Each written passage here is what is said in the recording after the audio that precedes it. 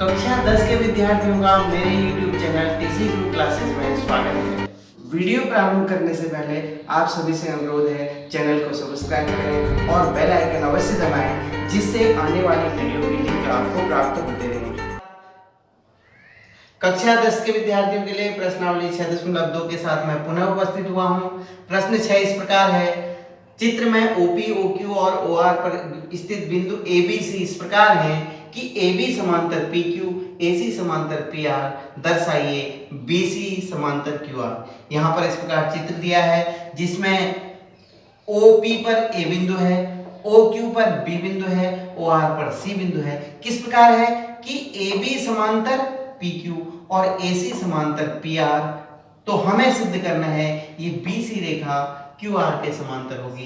प्रश्न को अच्छी तरह समझ लेना है, बहुत आसान सा प्रश्न है। देखिए इधर वाले त्रिभुज में, देखिए त्रिभुज POQ में, त्रिभुज POQ में क्या दिया है हमें दिया है AB समांतर PQ। इस त्रिभुज को देखिए POQ में, यहां से चलिए यहां पर जाइए O पे, फिर Q पर जाइए, Q से P पर जाइए, एक त्रिभुज का निर्माण हो जाएगा।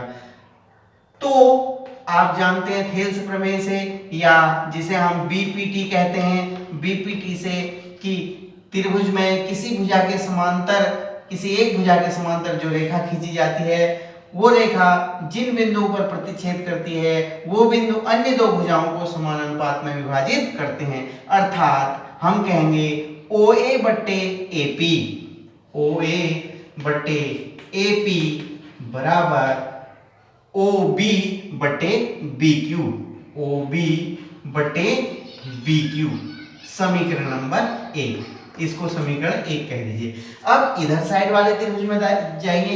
कहां से जाएंगे? P से O में जाइए, O से R में जाइए, R से P पे जाइए, तो क्या बन जाएगा? POR त्रिभुज बन जाएगा। त्रिभुज POR में, त्रिभुज POR में हमें क्या दिया है?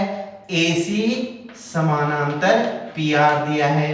तो BPT से ध्यान दीजिए क्या समांतर दिया है? AC समांतर PR। ये AC रेखा PR के समांतर है, तो जो A और C बिंदु पर काटती है, तो A और C बिंदु अन्य दो भुजाओं को, कौन कौन सी भुजा है? एक PO है, एक OR है, इन दोनों भुजाओं को समान अनुपात में विभाजित करेगी। अर्थात OA बट्टे AP, अर्थात OA बट्टे AP बराबर हो जाएगा OC बट्टे CR, OC बट्टे CR। समीकरण नंबर 2। अब दोनों समीकरणों को देखिए, समीकरण 1 व समीकरण 2 से। लेफ्ट हैंड साइड OA बट्टे AP, यहां भी लेफ्ट हैंड साइड OA बट्टे AP, तो राइट हैंड साइड दोनों के बराबर होंगे। लेफ्ट हैंड साइड जब इक्वल है तो राइट हैंड साइड इक्वल होंगे। समीकरण 1 और 2 से OB बट्टे BQ बराबर OC बट्टे CR। यहां पर आप देखिए इस त्रिभुज में आ जाइए, त्रिभुज OQR में क्या है? OB बट्टे QB, OB बट्टे QB बराबर OC बट्टे CR। अर्थात B और C बिंदु ने इन भुजाओं को बराबर अनुपात में विभाजित किया है। It means BC Rekha QR के समांतर होगी। यही तो BPT कहती है। अतः हम कहेंगे, अतः BC समांतर QR, यही हमको ज्ञात करना था।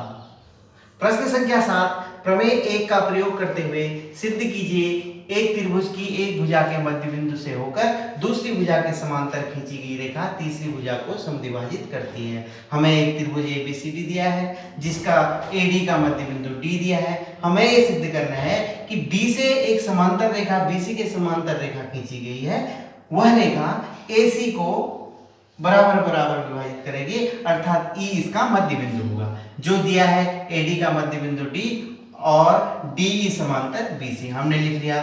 सिद्ध करना है AE बराबर EC, अर्थात E मध्य बिंदु होगा। उत्पत्ति में आते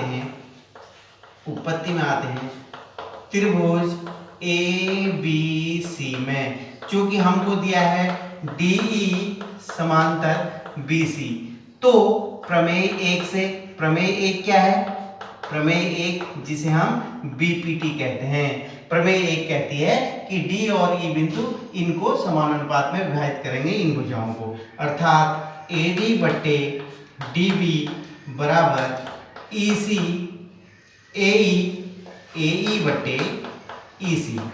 यहाँ ध्यान रखना, एडी बट्टे डीबी बराबर एई बट्टे ईसी, ये होगा समीकरण नंबर एक कह दीजिए। परंतु आप जानते हैं डी मध्य बिंदु है, डी मध्य बिंदु है तो एडी बराबर क्या होगा, एडी बराबर डीबी के होगा, तो यहां पर एडी की जगह डीबी रख सकते हैं, डीबी बट्टे डीबी बराबर एई बट्टे ईसी, अर्थात ये एक हो जाएगा, एक बराबर एई बट्टे ईसी, ठीक है ना।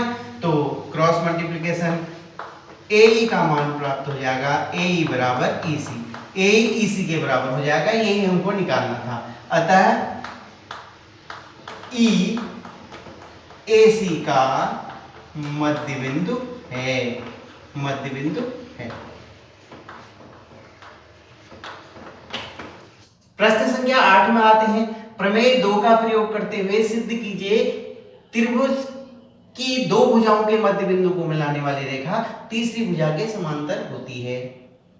यहां पर हमें एक त्रिभुज दिया है, एबीसी त्रिभुज दिया है, जिसमें एबी भुजा का मध्य बिंदु डी और एसी भुजा का मध्य बिंदु ई, ये हमने बना लिया, ठीक है। और हमें डी मध्य बिंदु कहा है तो इसका मतलब एडी बराबर डीबी, ई मध्य बिंदु कहा है तो इसका मतलब एई बराबर ईसी, ये दिया हुआ है, हमने इसको लिख लिया। सिद्ध करना है डी समांतर बीसी, और किसका प्रयोग करना है, प्रमेय 2। प्रमेय 2 कौन सी है, थेल्स प्रमेय का व्युत्क्रम। थेल्स प्रमेय का व्युत्क्रम क्या है, यदि कोई ऋजु रेखा त्रिभुज की दो भुजाओं को समान अनुपात में विभाजित करती है तो वह तीसरी भुजा के समांतर होगी, ये थेल्स प्रमेय का व्युत्क्रम है और ये प्रमेय 2 कहलाती है।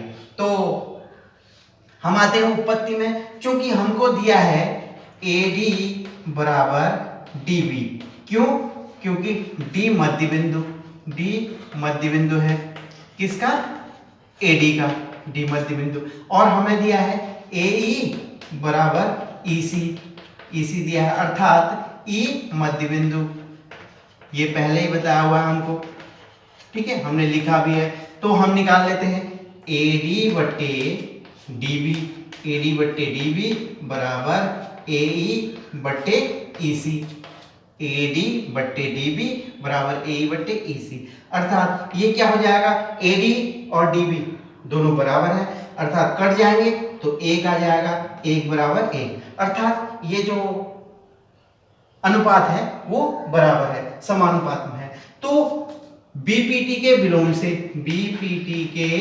विलोम से जिसे हम प्रमेय 2 कहते हैं, विलोम से, क्योंकि भुजाएं समानानुपात, ये ऋजु रेखा इन भुजाओं को समानानुपात में विभाजित करती है, एडी बट्टे डीबी बराबर एई बट्टे ईसी, जब समानानुपात में विभाजित करती है तो अतः डीई समांतर बीसी, यही हमको सिद्ध करना था।